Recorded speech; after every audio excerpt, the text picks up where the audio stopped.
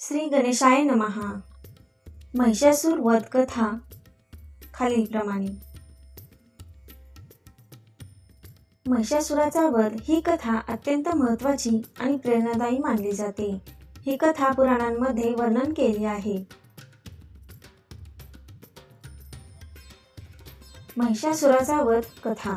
प्राचीन काळी महिषासुर नावाचा असुर होता। तो अत्यंत बलवान, चतुर आणि महाशक्तिशाली होता। त्याने ब्रह्मदेवाची कठोर तपस्या केली। तपश्चर्येला प्रसन्न होऊन ब्रह्मदेवाने त्याला वरदान दिले की देव किंवा दैत्य कोणीही त्याचा वध करू शकणार नाही।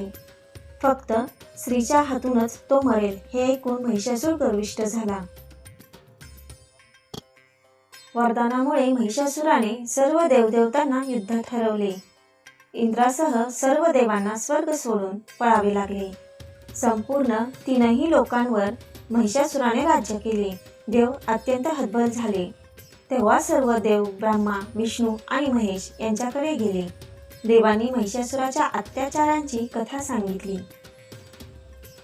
तेव्हा त्रिमूर्तींनी आणि इतर देवांनी आपापल्या शक्ती एकत्र केल्या। त्या तेजोमय शक्तींच्या संयोगातून अद्वितीय दिव्य श्री शक्ती देवी दुर्गा प्रकट झाली।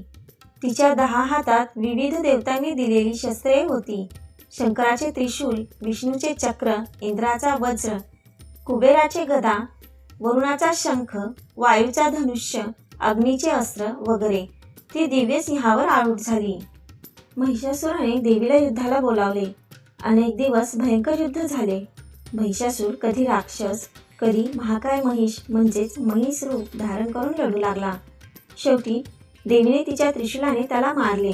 महिषासुर किंचाळत कोसळला आणि त्याचा वध झाला। याप्रमाणे देवी दुर्गेने महिषासुराचा नाश करून देवांना पुन्हा स्वर्ग परत मिळवून दिला। त्या दिवसापासून देवीला महिषासुरमर्दिनी या नावाने ओळखले जाते। ही कथा चांगल्याचा वाईटावर विजय, अहंकाराचा नाश आणि स्त्री शक्तीचे सामर्थ्य याचे प्रतीक आहे। म्हणूनच नवरात्रीत नवदुर्गेची पूजा करून 10व्या दिवशी म्हणजेच दसऱ्याला विजयादशमी साजरी केली जाते। धन्यवाद।